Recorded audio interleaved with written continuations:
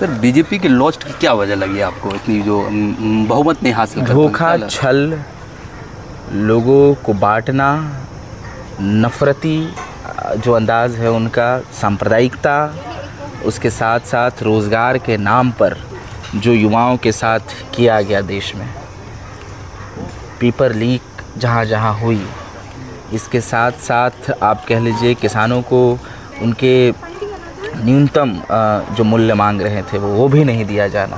तो ये सारे सवाल बीजेपी को ले डूबी है, बीजेपी को। और मुझे लगता है कि भविष्य में आने वाले चुनाव में भी बीजेपी जैसी पार्टियां रहेंगी भी नहीं, क्योंकि देश उस मानसिकता का है नहीं। सर अब राजनीति के ऊपर आप कुछ सवाल मैं थोड़ा सा आपसे पर्सनली करता हूँ कि इन फ्यूचर तो आप राजनीतिक में आएंगे?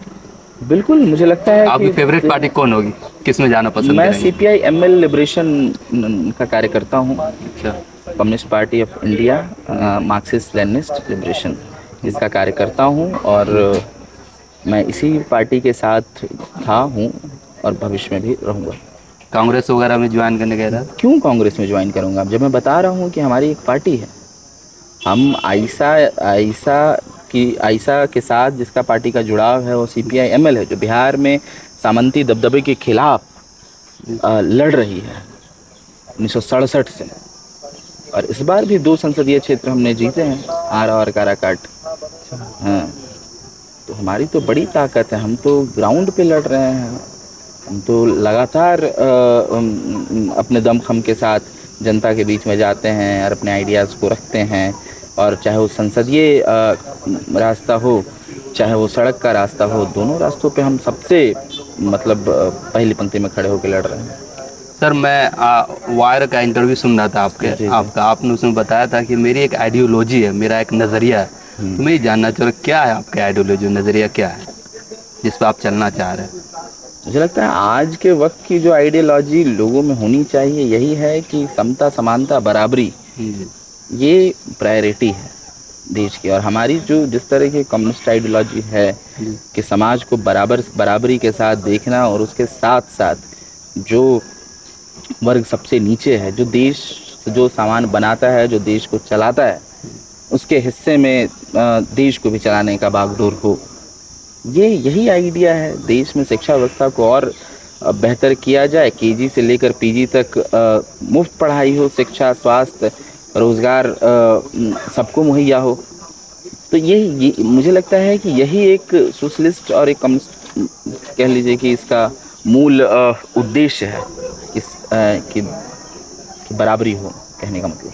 सर असदुद्दीन ओवैसी अब कैसे लगते हैं आपको? असदुद्दीन ओवैसी एक पार्टी के नेता हैं। उनकी राजनीतिक का जो नज़रिया कैसा लगता है आपको? देखिए, राजनीति का नज़रिया, वो लड़ रहे हैं, वो चुनाव लड़ते हैं, वो एक कह लीजिए कि संसदीय राजनीति ही में हैं और चुनाव जीतते भी हैं और सत्ता के खिलाफ भी बहुत प्रखर रूप से बोलते हैं। मतलब हो सकता है कि कई आइडिया पे हमारा विभेद हो सकता है, लेकिन आज के वक्त में मुझे लगता है कि वो सत्ता से सीधे सीधे मुखातिब होते हैं, उनके खिलाफ बोलते हैं। तो मुझे लगता है कि हैं और भी अलग अलग इस तरह की आइडियोलॉजी हैं देश में। तो ये डेमोक्रेटिक कंट्री है, सबको अपनी अपनी बात कहने की आज़ादी है। और मुझे लगता है कि जो विपरीत समय में भी मुखर रूप से बोलता है, उसकी ज़रूरत है लोगों को। सर ये थोड़ा सा एक सवाल सबसे हटकर है, मैं आपसे जानना चाह रहा हूँ, जो गुजरा जितने सांसद, उनसे आपको कौन ऐसा सांसद लगा जो बड़ा अजीब लगा, सोचे लाना तो ये भी सांसद है? कोई सांसद? ऐसे मुझे लगता है कि बीजेपी के तमाम सांसद किसी एक का नाम बताइए। यही थे, और जितने अहंकारी थे तो वो भी हारे हैं। मैं ऐसे एक का क्या नाम लूँ, ऐसे तमाम सांसद हैं कि जो जिन्होंने संसद में ही बदतमीजी की, किसी वही संसद जहाँ पे कह लीजिए कि हम समझते हैं कि हमारे देश का भविष्य लिखा जाता है, देश को चलाने के सारे कानून पास होते हैं, उस संसद में किसी नेता को, किसी संसद को कठुआ, मुल्ला, ये तमाम शब्द का इस्तेमाल किया गया। ये सारे सांसद किस पार्टी से आते हैं? ये बीजेपी के हैं। यही बीजेपी का सांसद है जो पहलवानों के साथ शोषण करता है। यही बीजेपी का सांसद है कि कह लीजिए कि जो महिलाओं के साथ कठुआ में और उन्नाव में शामिल होता है। और बड़बोले सांसद ऐसे हैं कि जो हमेशा से देश के संविधान के खिलाफ भी बोलते हैं, और इसके साथ साथ कह लीजिए कि महिलाओं के खिलाफ भी बोलते हैं, देश के मजदूरों और किसानों के भी खिलाफ बोलते हैं, और पूरी तरह से वो देश के खिलाफ बोलते हैं। यहाँ हर शाख पे, बीजेपी के हर शाख में उल्लू बैठे हुए हैं। मतलब सबको देख कर लानत ही याद आता है। लानत ही याद आता है। और यही कि वही हो गया है कि जिस तरह के दिन इनके आए हैं, इनके विवेक तो सब मर चुके हैं। कहने का यही है कि अब ये बहुत दिन तक चल नहीं पाएंगे एनडीए की सरकार। अब तो एनडीए बोलना पड़ रहा है इनको। जी, खुद प्रधानमंत्री भी अभी एनडीए यूज़ कर रहे हैं हर बात में। और इस प्रधानमंत्री को शर्म आनी चाहिए कि देश के लोग इतने रोष में हैं इनके खिलाफ, इतना इनके सीट्स कम हो गए। जो धौंस था 400 पार का, वो ख़त्म कर दिया देश के लोगों ने, नेस्तो नाबूद कर दिया। ये आज भी चाहता है प्रधानमंत्री बनना। मुझे लगता है कि प्रधानमंत्री जी को इस्तीफ़ा देना चाहिए और कोई दूसरा प्रधानमंत्री का उम्मीदवार हो।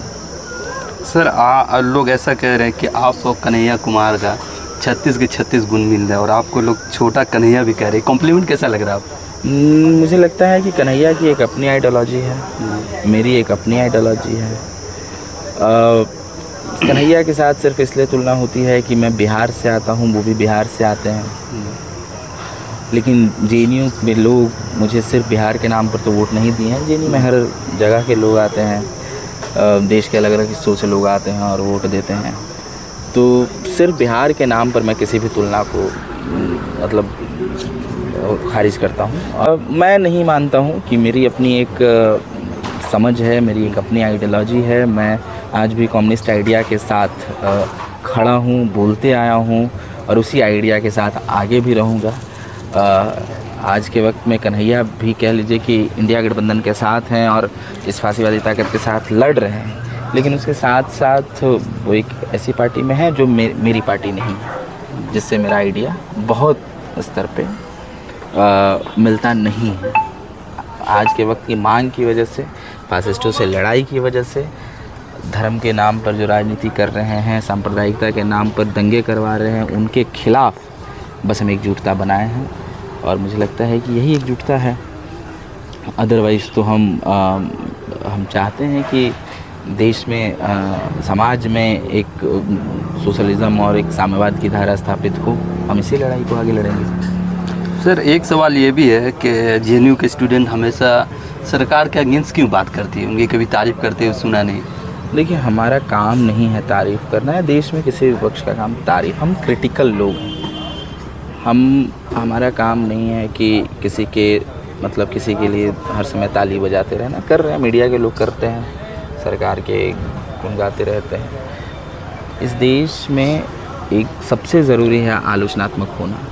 जब आप आलोचनात्मक होंगे, आप क्रिटिकल होंगे तो देश बेहतर होगा। जब हम बताएंगे कि गलती यहाँ पे हो रही है और उसका सुधार तभी हो सकता है जब गलती का पता चले। और हालांकि ऐसा आपने कुछ देश की सरकार ने, मौजूदा सरकार ने ऐसा कुछ हमारे साथ किया नहीं कि जिस पे तारीफ़ किया जाए। हर समय कह लीजिए कि हमें जेलों में बंद किया गया, हम पर लाठियाँ चलाई गई, हमारे दोस्तों को जेलों में बंद कर दिया गया, उमर खालिद को, शर्जील इमाम को। हमारा सबसे ज़्यादा फ़ंड कट हुआ है इस यूनिवर्सिटी का। हमारे लाइब्रेरी का 80% फ़ंड कट हो गया है। हमारे कह लीजिए कि ये स्थिति होगी, मानव जैसे फेलोशिप ख़त्म कर दिए गए हैं। स्टूडेंट पढ़ेंगे कहाँ? विश्वविद्यालय के दरवाजे गरीबों के लिए, दलितों के लिए, दमितों के लिए बंद कर दिए जा रहे हैं, महिलाओं के लिए बंद किए जा रहे हैं धीरे धीरे।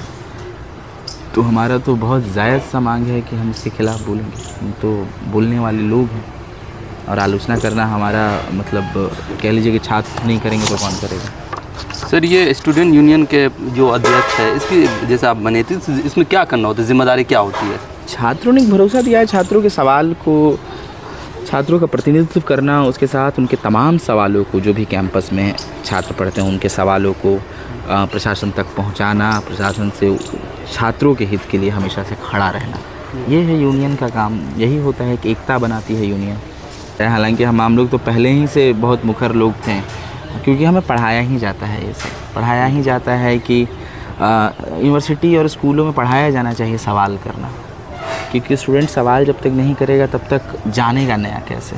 सवाल तो ज़रूरी है ना, और यही तो हम करते हैं, सवाल ही करते हैं। तो आज इस कगार पर खड़ा कर दिया गया है कि हम सवाल करते हैं तो हम देशद्रोही हैं, सवाल करते हैं तो नक्सली हैं, सवाल करते हैं तो खालिस्तानी हैं, यही तमाम टर्म लगा दिए जाते हैं जो सवाल करते हैं, जो हक़ की बात करते हैं, जो हुकूक की बात करते हैं।